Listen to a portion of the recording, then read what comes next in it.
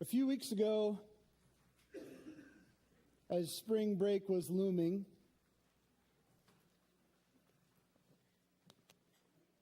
Susie and I were discussing what we were going to do for vacation, and obviously being that we live here in Iowa where it's cold, we decided that we wanted to go somewhere warm.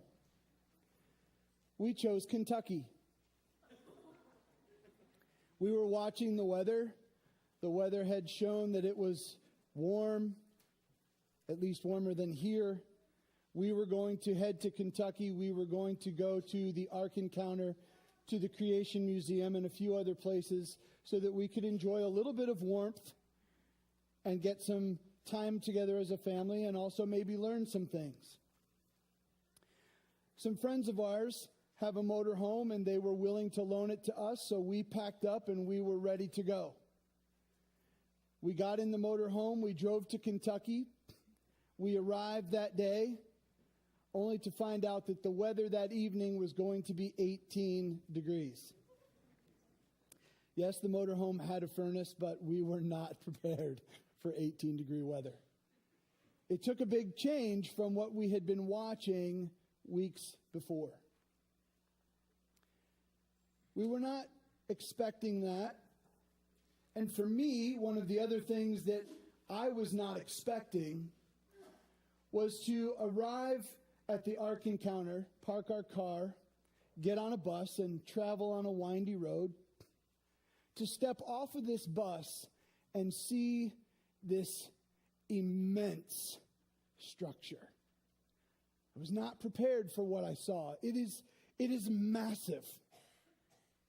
When Forrest read the verses earlier, and we've all heard messages on Noah probably 8 million times in our lives, and we see 300 cubic feet, and we see these things, and until you stand there with this vessel in front of you,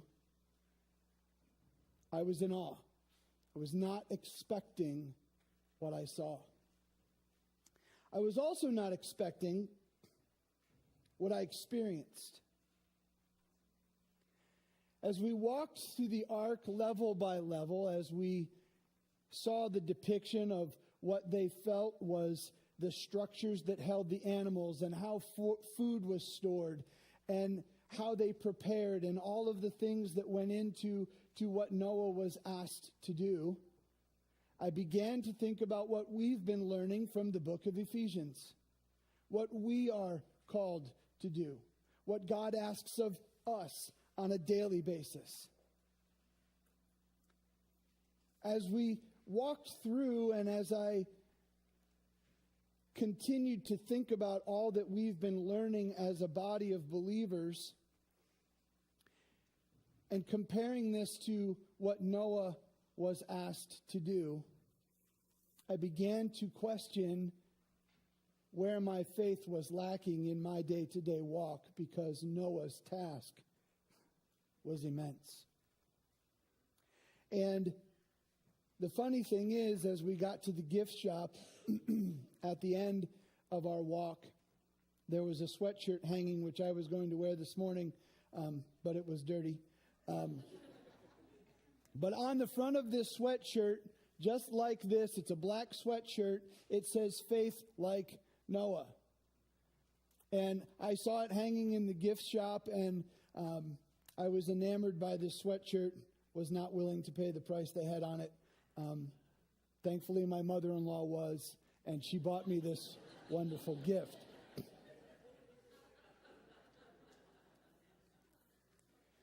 But I want you to think about this morning some of the things that we've been looking at in the book of Ephesians. I want you to think about this morning maybe some of the things that you right now could take out a piece of paper and write down of the things that you know God has placed in your life, your gifts, your abilities, your talents. Who are your neighbors? Who are your coworkers? Who are the people that you are being called to minister to? Noah's task was huge. And I'm not saying that ours is any less.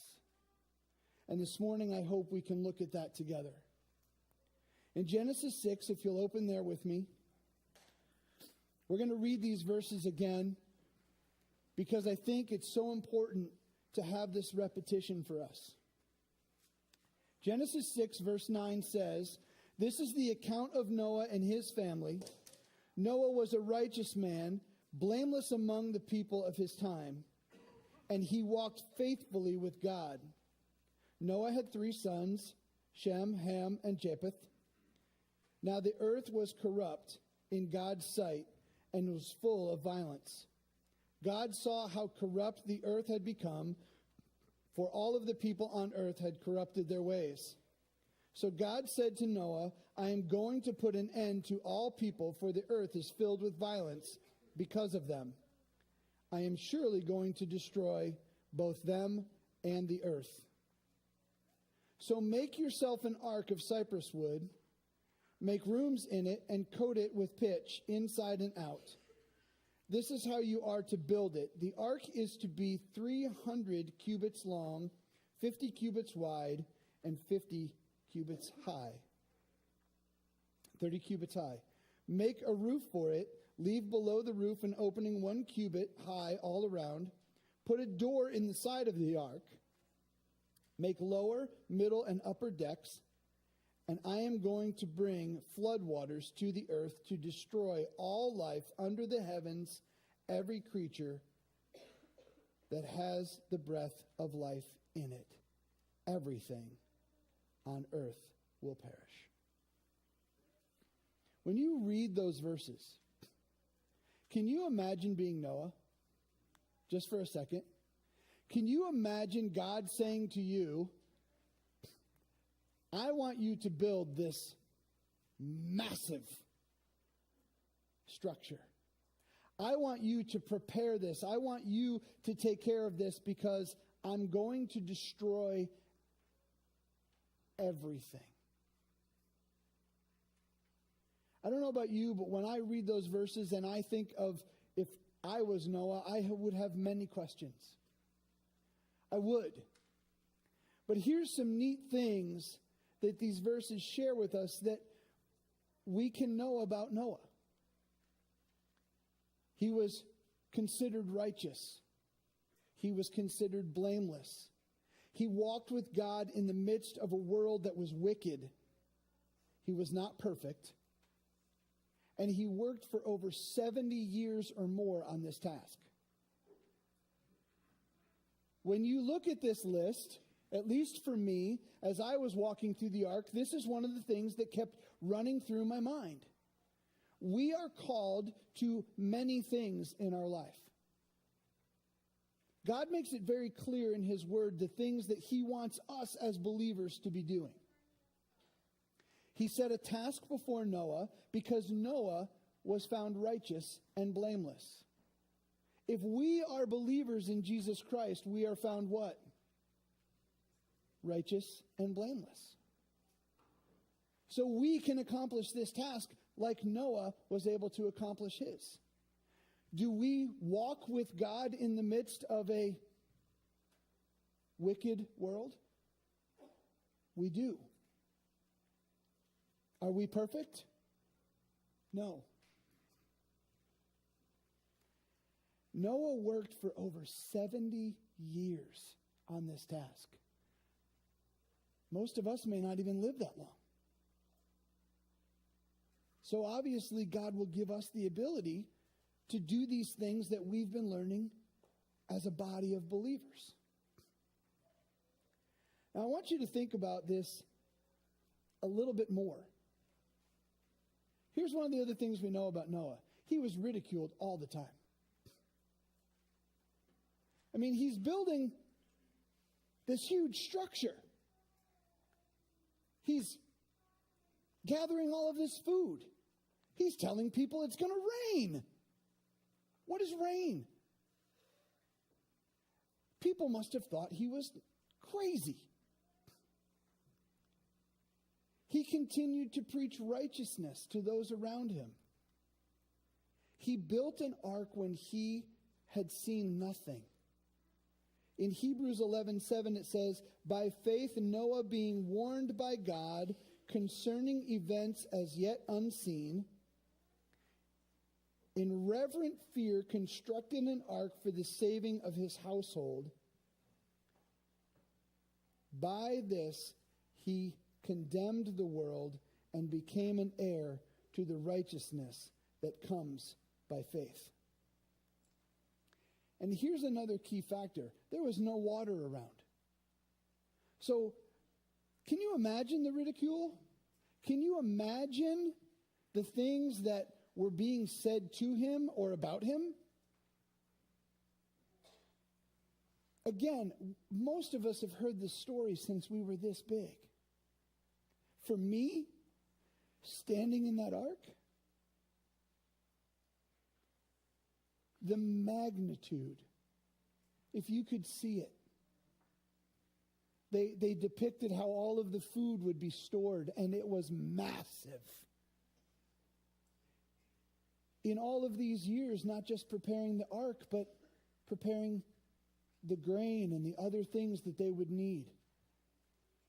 Planning, putting all of this together. People all around him thinking he was crazy.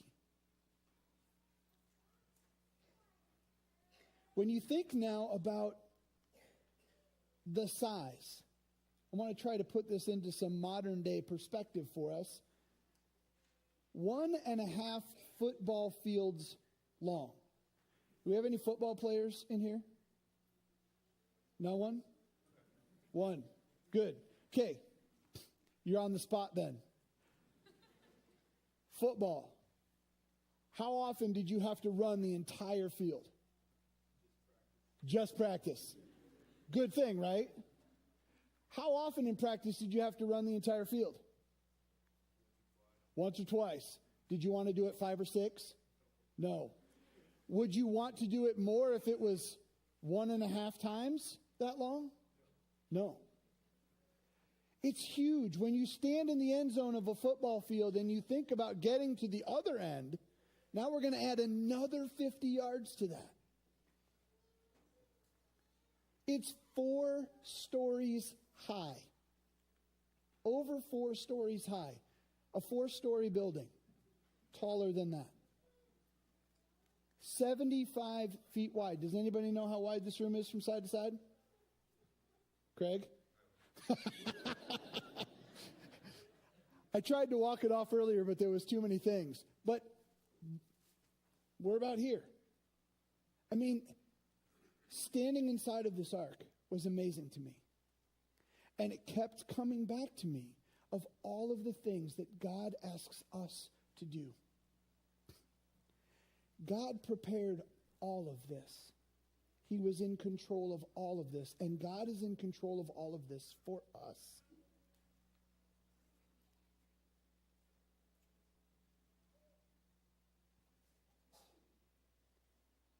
Noah did all that was commanded of him. He did it all. Noah followed in obedience. And he was called to a task of crazy magnitude. Now, some of you might be sitting here saying, Len, why do you keep hashing on this? Because I want us to get this. I want us to get the fact that we are set forth in a path just like Noah. Carter and Dan have stood here week after week and shared God's word with us to say, this is what's expected of us as a body. This is what's expected of us as an individual believer. These are the things that we're called to do. This massive undertaking God had in control. There is nothing he asks of us that he doesn't have in control. Irregardless of what anyone else thinks, irregardless of what we may think, God has it in control. I remember when I went to Bible college, I was a 25-year-old freshman, was working in advertising at the time, and when the company that I worked for decided to close our division. I had some great counsel in my life from some godly men that I really loved and trusted, and they encouraged me to take my gifts and head in that direction. I remember it was January, started mid-year, and sat in this room for orientation, not on a stool, but in a desk. But I remember sitting there and looking around the room at these 17 and 18-year-old kids and thinking to myself, I'm not sure what I'm doing here. And in walked the room was a gentleman who was older than I, and I assumed he was the professor who was going to be welcoming us into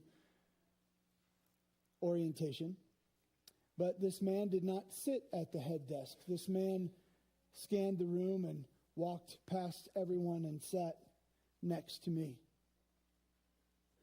And I introduced myself, and he introduced himself, and his name was Nick. And we began to talk, and Nick asked me what I did for a living before I decided to make this move. And I said I was in advertising, and he smirked and said so was he. And I asked him who he worked for, and he told me. And it was one of the largest advertising agencies in the world. And he had then told me that he was living in Guam at the time. His company had him there, he and his family. And he began to tell me his story of the amazing house they lived in and the amazing salary that he had and all of the things that, according to the world, were quite amazing. And he continued to tell me the story of how he felt God calling him into full-time ministry. But he struggled with giving up these things in his life. But yet it became so strong that he felt one night sitting at the dining room table that he needed to share this with his wife. And as he began to share this vision and this passion with his wife, Sandy looked across the table at him and said, "This is crazy." To which Nick kind of got a little defensive and began to try to comfort his wife. And she said, no, you have to understand. This might be crazy to our family, to your coworkers, to our friends. But the reason I say it's crazy is because I've been feeling the same thing for the last several weeks. God prepares us. God walks us through, even in the midst of when others think it's crazy. This calling, this walk that we have, these things that we've been learning in the book of Ephesians. Even in Jesus' life, even in his ministry. In Mark 3:20 and 21, it says, "Then he went home, and the crowd gathered again so that they could not even eat. And when his family heard it, they went out to seize him, for they were saying, 'He is out of his mind.'" In most cases, the world will assume that we are crazy when we seek to be obedient and fulfill our task, our calling. Are you living crazy this morning? Are you? Does your unsaved family or friends scratch their head when they look at your life? Do they wonder what you're living and why you're living it? One of the things that really struck me walking through the ark is that everyone thought Noah was nuts. They would have had to. Rain? What is rain? There's no water around for 100 miles. And you're building this huge structure for a flood? Think about that. It's amazing. But think about this as well. Satan, our enemy, uses those exact things to keep us from following through. Some of us may not even know what our God-given gifts are, because if we find out, we may have to use them. Some of us may not want to know what they are, because then that means we will be held accountable to put them into practice. But when you think about this walk and you think about faith, what are some of the things that possibly get in the way of our faith? And there's a big long list. These are a couple off the top of my head. Fear. Fear gets in the way of our faith. The unknown. Next week, we're going to look a little bit deeper at Noah's life and the parallels to our life. But one of the things that I want us to think about this week, again, Noah was asked to build this immense thing because God was going to create a flood. Noah didn't know the outcome. Noah knew that God said, build this boat, and it's going to be how you survive. What about when the water's gone? What about when the ark stops and we have to get off? Big unknown. The world was just covered in water. What's going to be there when the water's gone? Fear is something that I think for a lot of us keeps us from taking that step. Fear of what others may think. Fear of the unknown. Lots of things build up in fear. This one might seem strange, but tradition. Tradition keeps us from walking in our faith. Have you ever had a situation in your life where you really felt God leading you in a direction and you sat and thought, well, God, why would I do that when I always do this? Why would you lead me there when this is what I do? This is who I am, God. Why would you ask me to do that? This is my normal routine. This is my tradition. Sometimes churches struggle to change and be led in a direction because this is what we always do. Sometimes families struggle with this because this is our tradition. But putting tradition aside, putting fear aside so that we could step out in faith. Perspective. Perspective is a scary thing. It can be a positive and a negative. But perspective, no matter how you measure it, can keep us from faith, from walking in faith. Because we want to walk by sight. We want to feel it and know it. We want to know the outcome. We want God to show us the rainbow before the first drop of rain even falls, so that we know that it's okay to go towards the rainbow. Maybe I'm the only one that feels that way. You're all kind of looking at me like, I've never felt that. Or maybe you're all looking at me like, yeah, I felt that a lot.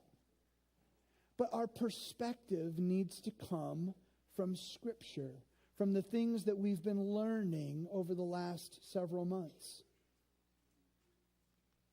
Personal choice. Sometimes we know what is right. Sometimes we know that we see there's a need. And I could fill that need because God's given me the ability to fill that need, but I choose not to. Next week, we're going to talk about the list of gifts and talents that Scripture talks about. Next week, we're going to talk about how to figure out whether you have those or not and how to plug those in and where to use them. How do you use them at church, and how do you use them at work, and how do you use them in your neighborhood? So if you don't want to know how to plug in, then don't come next week. Yes, that was a joke. One of the other things that I think gets in the way of our faith is knowledge. Sometimes we know too much. Forrest prayed earlier that we would go to the scary parts of town. I know it's scary, so I don't want to go. Even though I feel God calling me there, I don't want to go because I know that part of town. Think about that. How many times does our knowledge of something or someone get in the way of us walking in our faith, fulfilling what God asks us to do? Now let's look at verse 18, because we see a little change here. Here in verse 18 it says, God speaking to Noah, "But I will establish my covenant with you, and you will enter the ark." Stop right there. I'll establish my covenant with you, and you're going to get in the ark. I've got this. That's my interpretation of these verses. I know it's not a big theological interpretation. But when I read this, I get that feeling of God saying, I've got this. I'm making a covenant with you, Noah. All you got to do is get in the ark. I've got the rest. God says the same to us. I've got this. I've got this. Walk by faith, not by sight. I've given you a body of believers around you. I've given you quality leaders in your church. I've given you amazing Sunday school teachers. I've given you musicians to lead you in praise. I've given you family around you. I've given you believers around you. I've got this. Step out. Get on the ark. Are you living crazy? Some of you smiled. Are you living crazy? Are people around you baffled by your walk with God? Baffled in a good way, but where are you this morning? Because if you look at this, they get on the ark, and God says, you and your sons and your wife and your sons' wives with you, you are to bring into the ark 2 of all living creatures, male and female, to keep them alive with you. 2 of every kind of bird, of every kind of animal, and of every kind of creature that moves along the ground will come to you to be kept alive. You are to take every kind of food that is to be eaten and store it away as food for you and for them. And Noah did everything just as God commanded. That sentence right there was probably one of the most convicting sentences for me as I studied this. Noah did everything just as God commanded. It's pretty staggering when you think of all the details that Noah had to cover. But let's go back. God says, "But I will establish my covenant with you." I've got this. I've got it. So as you think about this parallel between us and Noah, when you think about the magnitude of what Noah was called to, and you think about the magnitude that we are called to, let me ask the question a different way. Are you willing to live crazy? Are you willing to live crazy? Does that phrase well up a kind of a giggle inside of you? Are some of you sitting there really just wanting to smile and say, yes? I hope you are. I hope this morning that you're thinking about the magnitude of Noah, and you're thinking about the magnitude of your walk with God in this sinful world, and you're willing to be the fulfillment of the prayer that was prayed earlier, that none would perish. Noah didn't want people around him to drown. I'm sure of that. I'm sure that Noah's message was, it's going to rain. I'm sure that Noah didn't want that to happen. And to keep proving that point, he stayed the task. Are you willing to live crazy? Here's what I'm going to challenge you with to do this week, to prepare for next week. I want you to think about these questions this week. I want you to take out a piece of paper, and I want you to fill in the answers to these questions, as well as one other little homework thing that I'm going to give you. We all have a calling in our walk with God. What are we doing with it? What are you doing with your relationship with God? What are you doing with your calling?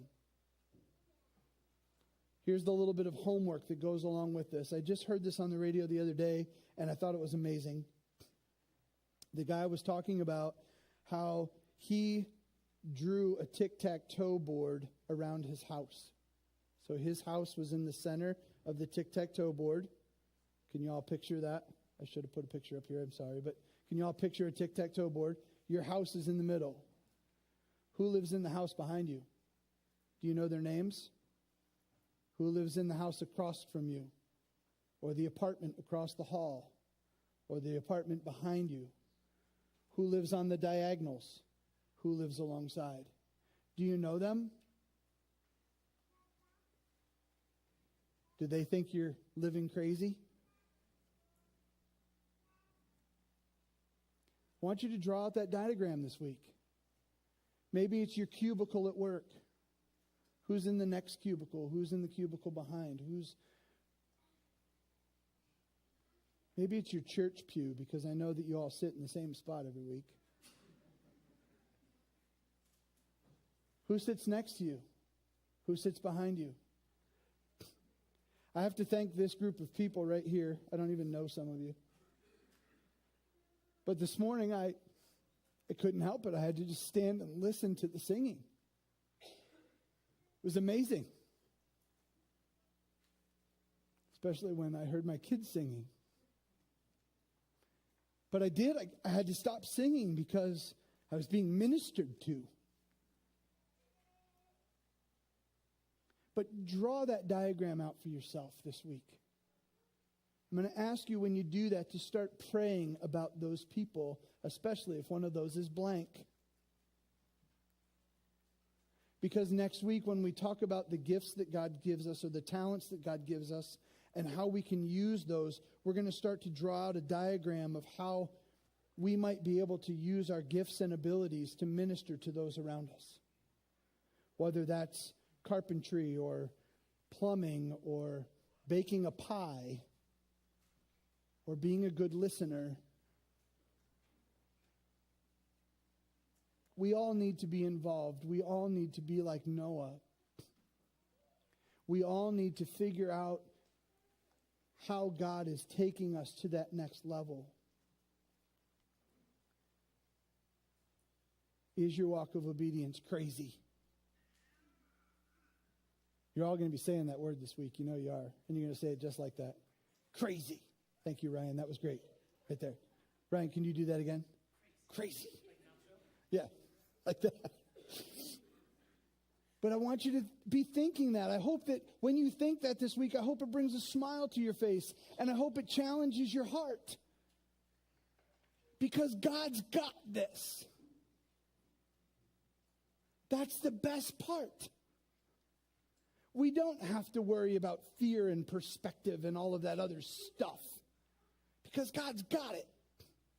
And if we're willing to step out in faith, people are going to think we're crazy. My friend Nick, who not too long ago actually almost had to sell his home because he couldn't afford to live in it.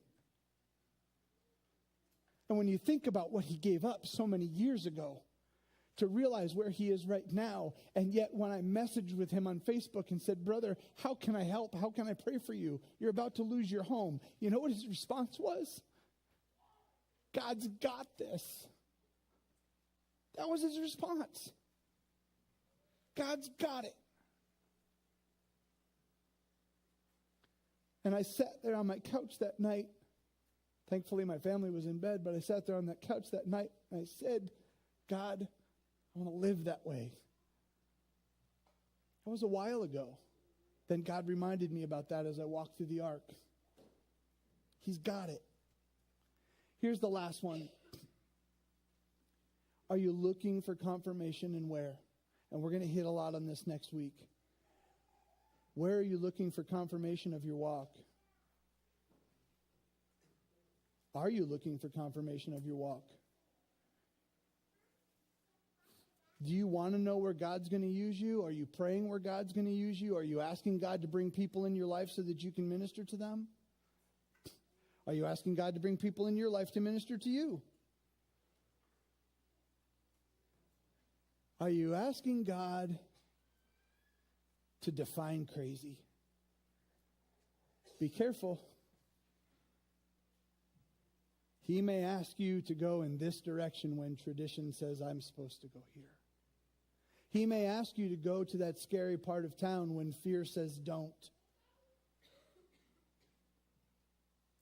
He may ask you to stand up here and sing on a praise team. He may ask you to change some diapers. I don't know. All I know is that for months we've been learning from the book of Ephesians. And as I stood in this ark, God challenged my heart to say, what am I doing with it? And when Dan contacted me and said, could you speak these 2 Sundays? I literally didn't know what to speak on.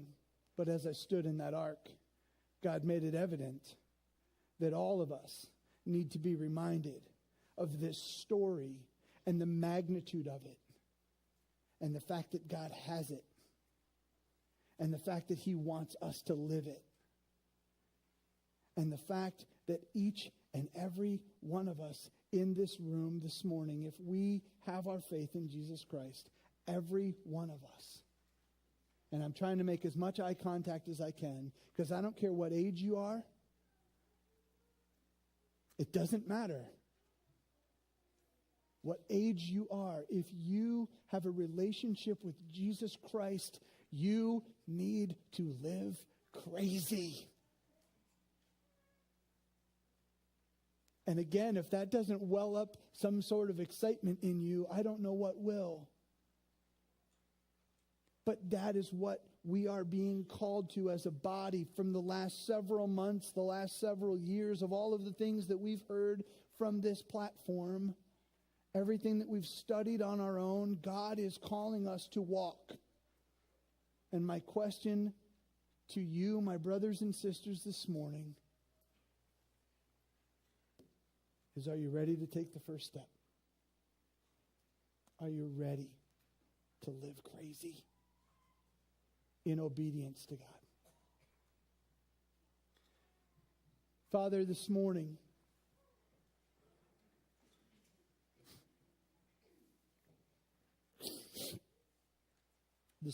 Lord, as I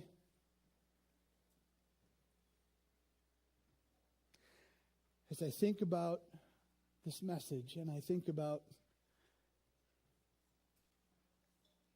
it's a message to me.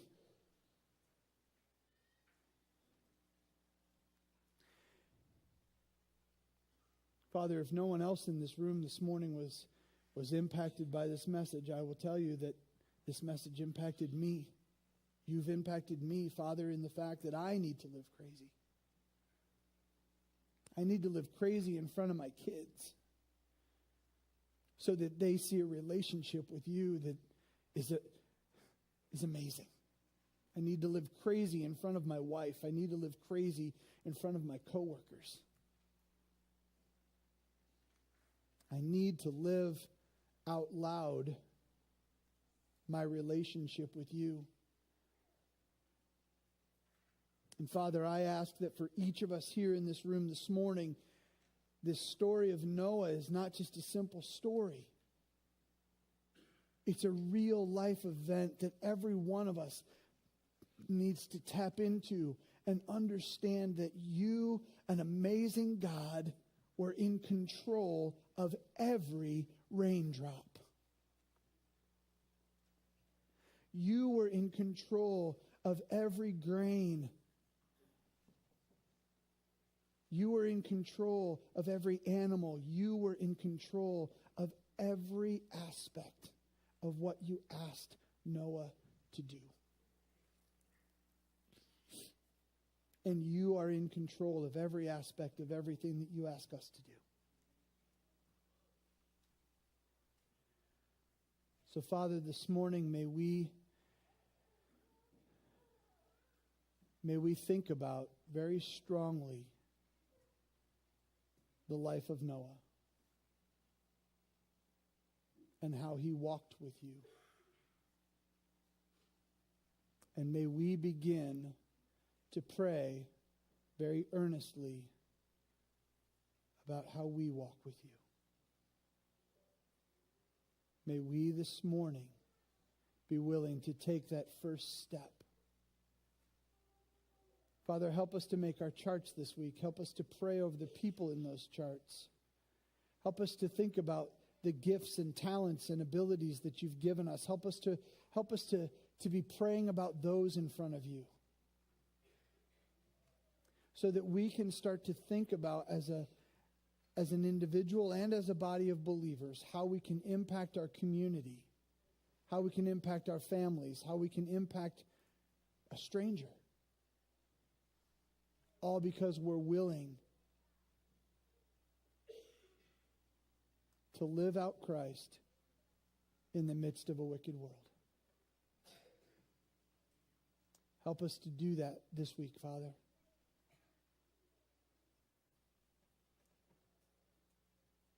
We ask all of this in the name of our Savior, Jesus.